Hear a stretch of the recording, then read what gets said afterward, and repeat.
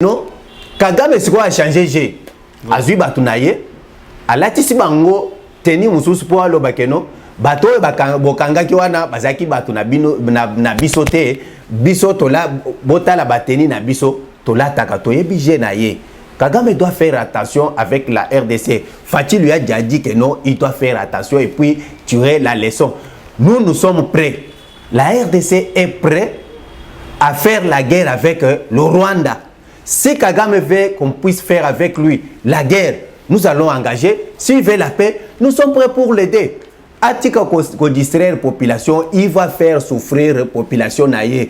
Après Kagame, c'est le peuple rwandais qui vont en pâtir. Ce n'est pas Kagame. Kagame, il doit passer. Bandeko wana oyozo mona wana. Donc, Paul Kagame, c'est quelqu'un qui est malin.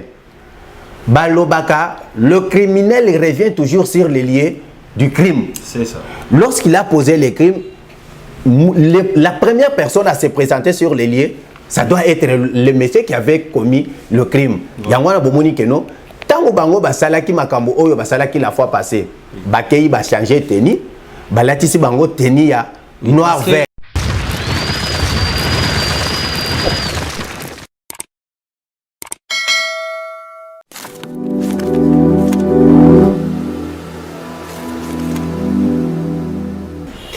Bonjour chers internautes de GCAM Télévision, bienvenue dans votre émission Grand Débat, une émission socio-culturelle, politique, on parle de tout sauf de rien, tout ce qui se passe à travers la République démocratique du Congo. Moi, Mbiacha Kochadrak, j'ai l'honneur et la joie de vous le présenter. En tout cas, on va parler du tout, hein, Roi Philippe.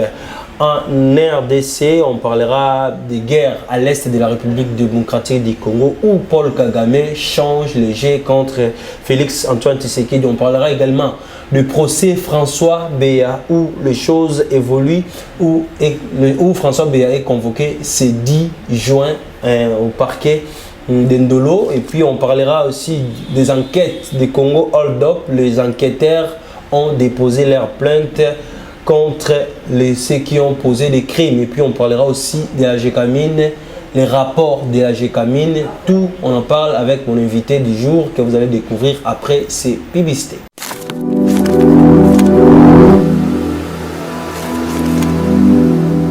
Voilà, et nous sommes là de retour. Plateau est déjà confondamment. Je suis pas seul sur ce plateau. Nous allons de Kolongai, Otoko Beta Masolo, moi Mboka. Akosi la bongo se présenter, mais Yambo était se présenter. Là, on va la liboso ya kola biso. Na GCAM Télévision, tous les kosenga na yo. Abonnez-vous massivement la chaîne Abisso pour la kolanda kapé kozwa kaba notification na maimanso makoleka à travers la République démocratique du Congo. Merci beaucoup à apôtre Gérard Kabea, merci à papa Antonio azali kopé sabiso makasi ya kozala une fois de plus devant bitando ike na bino mbote mona mboka. Mbote papa les journalistes Chako. Président Mukendi boni santé. Santé zanango bien toujours na rythme Fatih Béton. Tomoni roi Philippe ya Belgique, couple royal ya Belgique ici qui bongo ko se retrouver topezali bongo awa na biso na République démocratique du Congo oyambaki yango ndeni ni Congo na roi o isa ki pande belé batin belé ba sila ki donc pour la ndeko ko la nation to ko bani diplomatie ya Fatih komi ko futa. Ouais, donc eza esengo d'abord pour na biso nyonso ba congolais. Pourquoi? Parce que tokoma kineti bat oyo bazo vivre na vase clos. Ouais. Donc tokoma ki na tango ya ndeko oyo autaki kotika biso les Rwandais Kabila bomonaki keno ndeko Kagame arisisaki na de façon keno à faire isoler biso mokili mobimba. Tokoma ki isolé donc ndeko aye ko salaire a BBC libanda a BBC pe nakati. Donc bomoni keno boyeli ya mwana mboka Fatih Béton Félix Antoine Tshisekedi Tshilombo ayena no ko banda bitumba na ye ya liboso, il faut abongisa diplomatie. Donc il faut était Kabila zaki ko bon ko négocier dans Kagame to mona ki pe idem et pas tata ekolo bien équipe Kagame frère. Oui, abengaki Kagame frère, ce n'est pas une erreur parce que Kagame doit rester toujours soi-disant notre frère, parce que frère Oya Bengaki et Ezalaki na niveau ya kolakisa bato keno azalaki na bolingo envers son ami, son homologue. Yangwana bolingwana nde etindaki ye. Donc ezalaki sincérité oye moko a témoigné qui vis-à-vis ya ndeko na ye Paul Kagame, mais Paul Kagame aye kolakisa ye le contraire. Même Fati aussi le savait que non, ce monsieur n'est pas sincère avec nous. Alors il ne pouvait pas aller avec lui d'une manière brutale. On allait toujours parce que Toyebaki bien que Fati Baki bien que non, à un certain moment Paul Kagame sera bloqué par rapport à son comportement vis-à-vis de la RDC.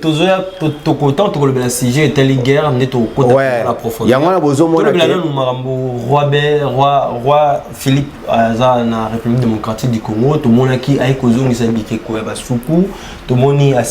décoré ancien et dernier général Wabunara Bitumala. Combattant caporal, oui. Alors, au moni roi belge. Donc, vous voyez, Moutupambate, roi belge, Aza Moutoumounene, Namokili. Pambate, Botala lobby, ba chaîne nyoso ya minene ya Mokili, et l'obelaki, likambo ya information, il y a roi belge na Congo, c'est-à-dire, il a fait bouger l'Afrique. C'est ça. Atambola Kapambate. Donc, au Tambola Naye, c'est pour d'abord, parce que Bato Balobaka Keno, Libanda Bato Nyoso Baibika Keno, la RDC, c'était un pays en guerre. Alors, lorsque lui s'est présenté, d'abord, il a fait la publicité positive de la RDC pour dire au monde que non, en RDC, il n'y a pas la guerre, il n'y a que des poches d'insécurité. Donc, des poches d'insécurité dans certains coins du pays. Alors, donc c'est aussi une bonne publication pour les pays. Il y a un bomoni que non, Tangwaye. Accueilli ko décoré moi Namboka oyo a participé qui la guerre il y a 40-45 voilà. Alors Bazala qui donc il est le seul qui est resté maintenant vivant, donc les monuments vivants oyo babunda qui na guerre wana parce que batu oyo donc pendant cette guerre là ba noir n'est vraiment Bazala qui élément motrice ya bitumba wana. Alors batu wana tango bazonga ki tilelo po botala ke Kabila azalaki motema mabena bato na ye batikala kosala bolamo ya bana mboka oyo te batikala kolobela likambo na bango te. Maintenant à cause ya diplomatie agissante ya mwana mboka Félix Antoine Tshisekedi oyo tozo benga communément appelé Fati Béton parce que atie béton libanda et commis béton ayepe na kati a commis béton bino moko bozo mona yango béton na mito eza na kati roi moko wana yepe aye ko cimenter toujours des béton et commis déjà blindé. Voilà, to lobe bongo kolongo ya roi de place Gambela. Ouais. Comment amuser tout le monde qui lobby place à Gambela ezala ka salité ya kosakana te mais lobby commis propre engeli elati elamba ya sika. Cher bourgmestre, eza patrimoine, eza kande tozwaka lokola de tokendana dans monument Kasavu neto le kalabanini. Botia ka propriété na ba commune. Eza te ka po ba ki roi zoya, to moni propriété moko ya kokamo. Ya kosakana te lobby. Mais on a mettre bino à défi, il y aura des jours na on les kana caméra na ngana kelakse notamment les sika roi sila ki bongo koleka malobani nyo ko lancer na bourgmestre na biso suka ka ke facha ko ya na nani le ndomoni commune propre so ki roi le roi le ka ki na Gambela propre tozana projet ya Kin Bopeto eza na mboka oyo donc tant tozolo ba Kin Bopeto ezozwa ba secteur nyonso ya vie. Alors, entre autres, na propriété oyo, ya babisika oyo, batu bakoya kosala tourisme. C'est ça. Tant que batu bakoya kosala tourisme, bakokende kosala tourisme na toilette ya ngobilate. Bakosala tourisme na toilette ya bourgmestre te. Voilà. Donc bakoya kosala tourisme na ba place oyo eza public oyo yebani na monde. Que tant que tozo ke na RDC photo sala, tokoleka na place tel. Mais curieusement, bat oyo bafandaka na biso parce que baza bat oyo ba mesana na salité na ndenge ya système ya pouvoir passer babandaki na bango ko occuper mais tala likambo ya kokamwa bazo se précipiter nuitamment pour que baya ko rendre place oyo il faut être la propre pour toujours tozo kamwa donc c'est quoi bazo kosa nani bazo kosa roi ou bien bazo kosa peuple congolais donc biso nde il faut to sala na salité tango bapaya bakoya nde bango bakolakisa bango keno kini ezalaka propre te bapaya bakoya bakoleka mais place wana soki ezaki salité tango mopaya wana ko mopaya koya ko bongisa ngote biso nde tokotikala tango tozotikala awa il faut bayebaka keno babisika oyo ya tourisme ngobila oyo aza gouverneur ya Kinshasa na ba bourgmestre na ye il faut ba entreprendre yango et comme à propre pour toujours à ne pas se précipiter nuitamment pour venir faire du n'importe quoi. Merci, ce n'est pas responsable. Fermez parenthèse wana tozongi ce qu'on a discours il y a roi Philippe ba monsieur Subasi Koloba et c'est qui naé à s'excuser kaka balobi a sali discours mais a sing esquisse te roi Philippe a sali discours azaki clair na discours na ye. Voilà. Nous revenons d'abord derrière. Il y a, je pense que ça peut être 12 ans. Le Belge eux-mêmes, tant que babandi ko reconnaître que non, basalaki ba congolais mabe. Bakendaki na université ya Louvanium, bakena na église, ba présenter biso, je peux dire na 2009, de 2009 à 2010, ba présenter biso, ba pardon d'une manière officielle et puis ba fukami. Batia ma bolongo na bango na se ba sengi biso pardon. Voilà. Alors maintenant, parce que à chaque chose il y a aussi des étapes. Dans la vie il y a des étapes, il faut évoluer. Voilà. Na 2009 bato ba sengi pardon. C'est-à-dire à chaque fois qu'on doit encore agir pour l'affaire de la colonisation, on doit toujours passer par le pardon qui a été déjà demandé. Non.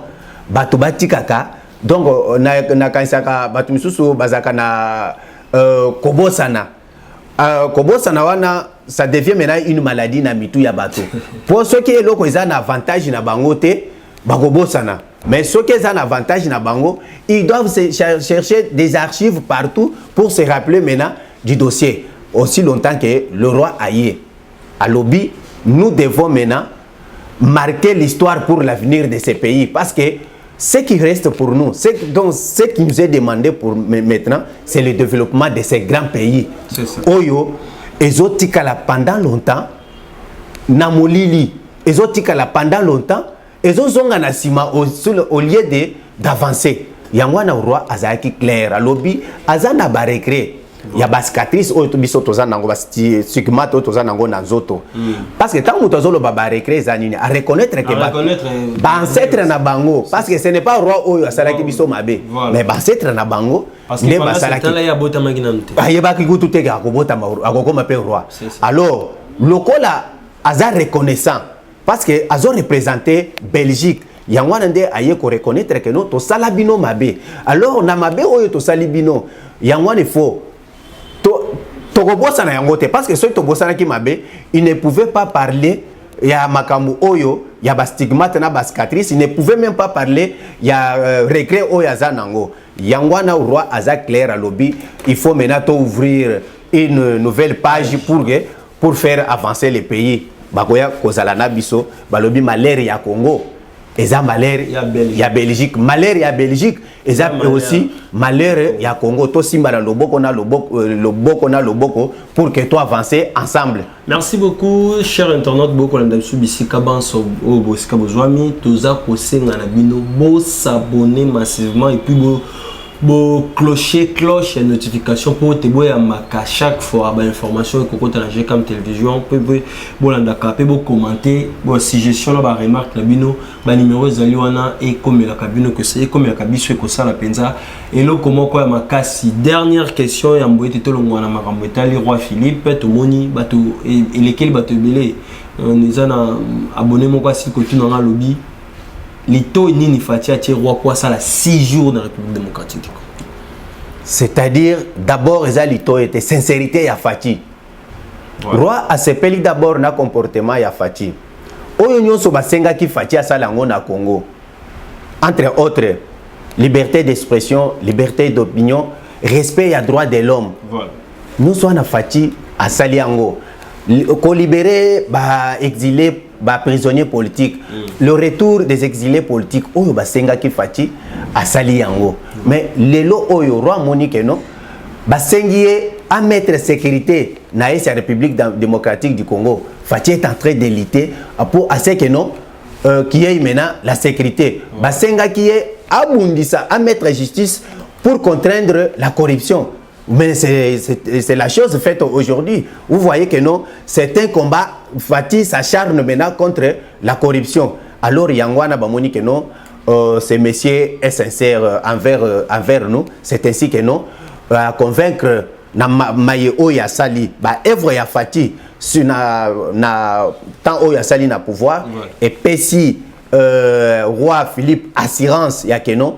Donc avec ces messieurs, nous pouvons bien faire les chemins. Voilà, tout le bel Matali Est République démocratique du Congo, Ubandi Konamicho phare de Sebazaki, une fois attaqué par M23, mais tout le bas bien Rwanda abatami toujours na sima. Puis tout le monde armée rwandaise, bah si bon pour changer va tenir aux acquis bon plus de 500 ans. Rwanda tout le bas bien clair, Rwanda batamité. Le Rwanda est avec le M23. Le Rwanda, c'est le M23. C'est ça. Alors, les Camerounais, ils ont les cas. Ouyebi roi lobby, nous sommes d'abord le bassin, il y a l'Union européenne. Voilà. C'est-à-dire nous, le col de l'Union européenne, Bangonde bazo représenté et Zanamboka na Bango. Donc, bakoza la porte tanda pour la RDC, pour que ba plaider. Bazo makambo na biso ya SA République démocratique du Congo bakende nango na ba concert des nations bakende nango na communauté internationale bakende nango na Union européenne. Ce qui dit Union européenne, ils sont aussi prêts d'aller au sein de la communauté internationale bakotisa likambo oyo yangwana lobby. La situation ne doit plus perdurer, la situation ne doit plus encore prendre du temps. On doit mettre fin na makambo oyo zoleka na SA République démocratique du Congo. Oyo précisément ezo tungisa ba ndeko na biso ba mama, ça fait plus de 27 ans ba mama na biso na bana na ba jeunes. Il y a de ces jeunes les jeunes de ce côté là ne savent pas aussi savourer leur jeunesse comme nous les faisons ici à Kinshasa ndeko nanga chako. C'est-à-dire ba oyo pasi ba moni. Donc le malheur voulu par Kagame na batunaye ya Est yangwana tango batu bazolo bakeno bazo critiquer oyo ba ignorant ba inconscient oyo bazo critiquer koya ya roi Philippe et loko ya mutuya d'abord onga na sepeli nango loko la s'engager à ce que non la communauté internationale doit mettre fin aux tueries aux affres oyo bazo faire subir bandeko na biso na SA République démocratique du Congo. La question oyo outi ko tuna ya bandeko oyo plus de 500 personnes ba outi ko kanga par le FRDC ba outi ko identifier bango pour bien dire par le FRDC na SA République démocratique du Congo na Chanzu. Bandeko wana oyo zo mona wana. Donc Paul Kagame c'est quelqu'un qui est malin. Balobaka, le criminel il revient toujours sur les lieux du crime. C'est ça. Lorsqu'il a posé les crimes, la première personne à se présenter sur les lieux, ça doit être le monsieur qui avait commis le crime. Yangwana bomoni keno, tango bango basalaki makambo oyo basalaki la fois passée. Bakei ba changer tenue, balatisi bango tenue ya noir vert. Tout le monde a dit liboso, ezalaki ke ba FRDC basile ko kanga bongo ba soda rwandais na bina ba tenue na bango et puis na ba carte bleu to ezalaki déjà et monanaki. Wana ezalaki preuve.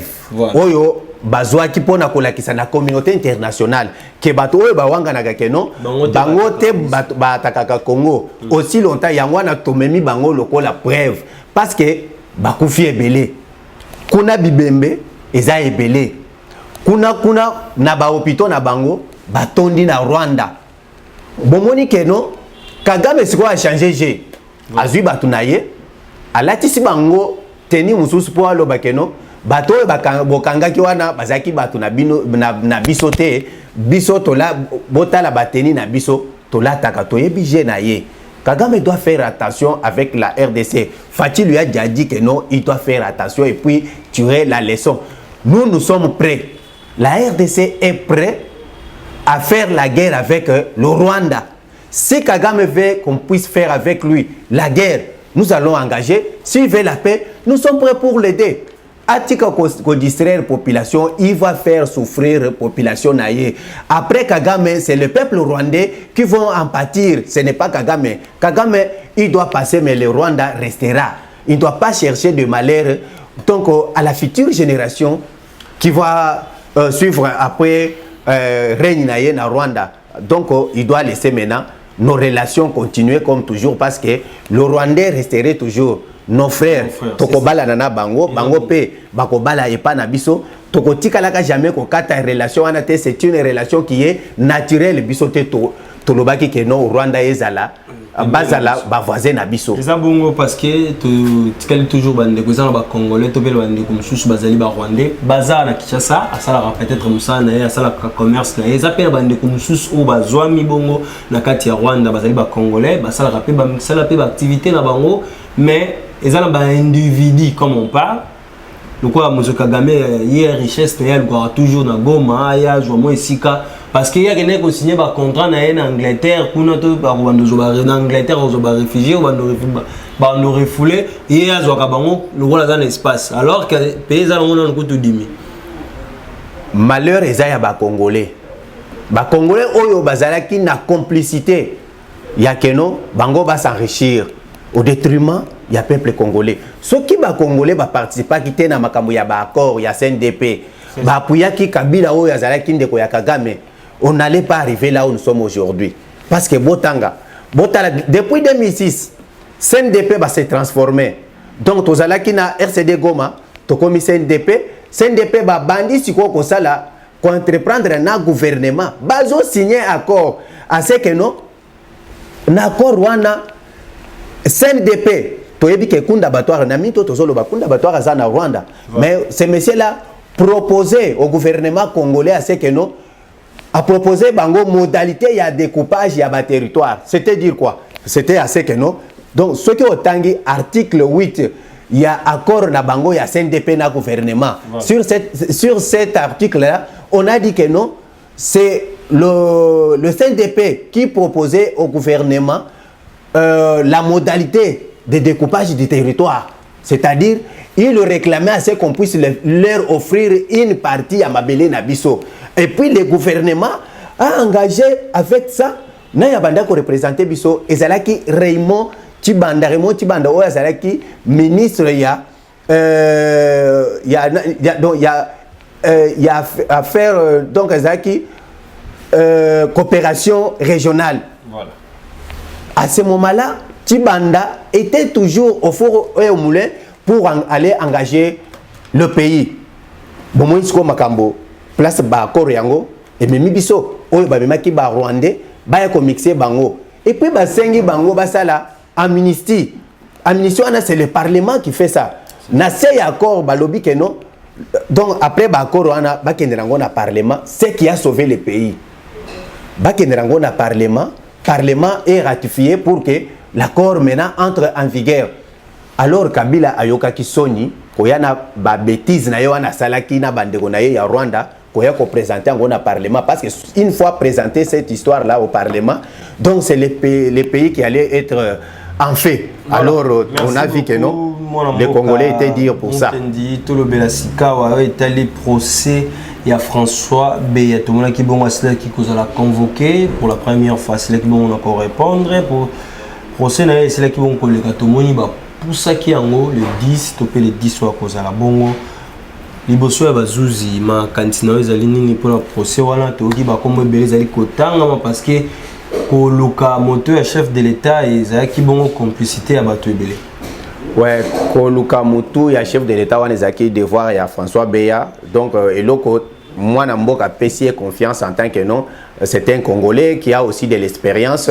Il peut aussi apporter quelque chose à pouvoir et à Fati. Maintenant, le monsieur, lui, était un mercenaire, Pembeni Yafati. S'il était un infiltré, un pion bien placé pour que non, à faciliter l'ennemi ya Congo. Opération ya kosala Poutine bango. Voilà. Alors bomoni que non maye babo sanaka Zambe azalaka imbécile te soki apesi mutu pouvoir ayebaka aussi koyeba que non makambo nyonso tout bino boko préparer contre lui il sera toujours sauvé par Dieu. C'est parce que c'est Dieu qui lui a donné ses pouvoirs. Le pouvoir de Fati ne vient pas de quelqu'un de cette terre.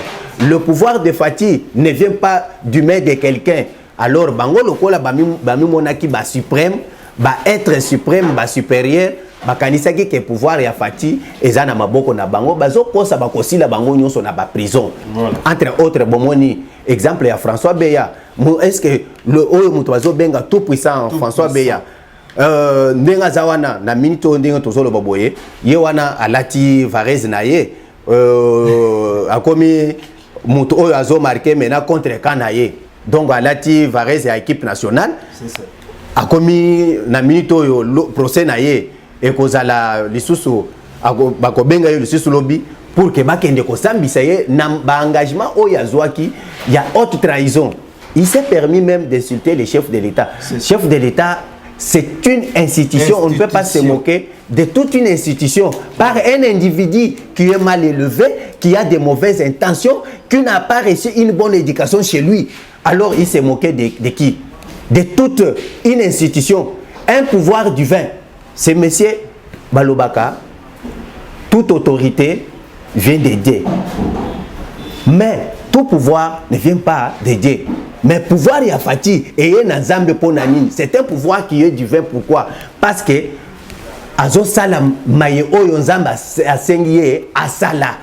Donc il collabore. Il y a une relation entre le peuple de Dieu et aussi la personne qui assume le pouvoir de Dieu. Yango na pouvoir na biso oyo oyo nyonso ko telemela yango akozala contre na ndenge ya mabe ba kosenda na prison. Ngonga tolobela les enquêtes aussi bon kozala lancer à Congo hold up tout moni basil bon ko porter plainte à Paris. Est-ce que eko indépendant tinasuka? Voilà maintenant un autre scandale.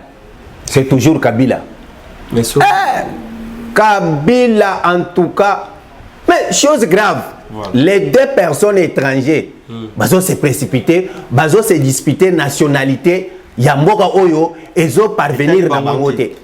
Makambo yamboka oyo etali bangote, un Italien. Donc qui a une nationalité hybride avec son ami aussi, toujours dans la même situation de la nationalité hybride, mais bomoni bango baye ko se présenter que non, basali réconciliation. Bazomi benga batu ya kwe moko boye aussi longtemps bakolo kwe wana baebi bangote bamiyibi ya minene bamiyibi o mibale.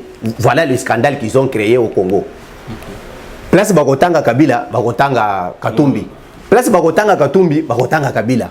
Donc avec bande naye ya aventurier entre autres Soriano Katumbi, avec lui aussi notre commandant Hippo Oyazwaki naebi soki zaki chance nini. Donc Kabila vraiment il faut accomplir sans zambe aussi si question dans la tune qu'est-ce que Rosne Basil bon ko porter plainte et ko tina suka plainte oyo c'est-à-dire ce que za kuna na Paris voilà bagolia yo okomi lokola Roger Lumbala. Merci beaucoup. Des places plainte. Avant dernière question, est-ce que l'élection est la priorité de RDC? La situation tout ça actuelle. Ce n'est pas une priorité, mais comme c'est constitutionnel, nous sommes toujours obligés d'appliquer la constitution à la lettre. Voilà. Mais pour le moment, je peux dire que non. C'est ça aussi ce qui est prioritaire. Batubako que l'élection aussi longtemps que non bazana kimiate. Wana balimbisa biso nano to sengi bango pardon ambongo limbisa biso pona likambwana. Mais tout le monde cardinal ya ko se précipiter kaka pas d'églissement, pas d'églissement comme nzembo nesikate ya bato. Toyebi ki azana besoin ya tokende na na élection. Voilà. Oui, à postuler certains Congolais, mais à l'ongola kaka nzambala ndenge zo empêcher abata manasima ya boro anate donc ezo simba na yete aya na politique biso parce biso to s'engager déjà to bi que non adversaire na biso politique eza bon. Merci moi mboka to le bela sika wali kambetali scandale o ezali na kati ya Jekamine o yebisaki bon comme na rapport ya Jekamine. Bon ezala okaka wana Congo. Congo c'est un paradis. Ouais. Bien que Ambongo alobi que non, si c'était le paradis qu'on avait dit là, lui n'allait pas entrer. Ambongo il va entrer un jour. S'il est congolais, mais s'il n'est pas congolais, là il ne va pas entrer. Voilà. Le Congo c'est un paradis terrestre. Pourquoi? Bozo mona que non, batu baye na Congo, ba investisseur, ba entrepreneur, baye ba verser 35 milliards de dollars. Comme mbongo oyo batu bayaka kopesa comme capital na bango oyo bayaka d'abord ba pesi à chaque année bato bazo verser mbongo oyo Mais de 2012 jusqu'à 2020, qu'est-ce qui s'est passé?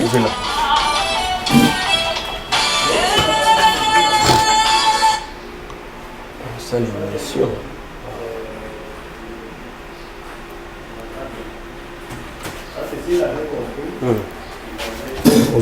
Tout ce qui s'est passé. Oui, de 2012 à 2020, qu'est-ce qui s'est passé, papa, les journalistes? Parce qu'au moment où nous parlons, na actif, il y a Fatih Nathan Oya Sali, de 2000, nous sommes en 2022, de 2021 jusqu'à 2022, na actif, il y a Banque Centrale, nous avons 14 milliards de dollars pour une seule année. Maintenant, de 2012 jusqu'à 2020, l'entrepreneur qui versé comme capital na passif na bango, mbongwana eye banakate place ekendaka. Le Congo, de 2012 jusqu'à 2020, sur 35 milliards de dollars, le Congo n'a touché que 546 millions de dollars. Wana n'a pas réaliboso. Bayeko versé, mbongo mususu, à peu près 700 millions de dollars. Congo a joué qu'à 50 millions de dollars. Wana comme mbongo ya ba redevance. Bayeko versé 191 millions de dollars. Et a porté disparu. Sur 191 millions de dollars, oyo, il faut que non, basomba ba matériel, oyo, Jekamina Kosa Nango Moussala, la Jekamine n'a dépensé que 50 millions de dollars. Baye ko pesa 175 millions de dollars. Sur 175 millions de dollars, na montant oyo, porté disparu, til et l'autre yebi, place mbongo oyo, kendakate. Alors, boyebi que non, de 2012 à 2016, on avait Soriano, soi-disant, Oyo Mundele Oyo Moïse Katumbi nde abandai ko diriger donc la province, il y a Azaki gouverneur.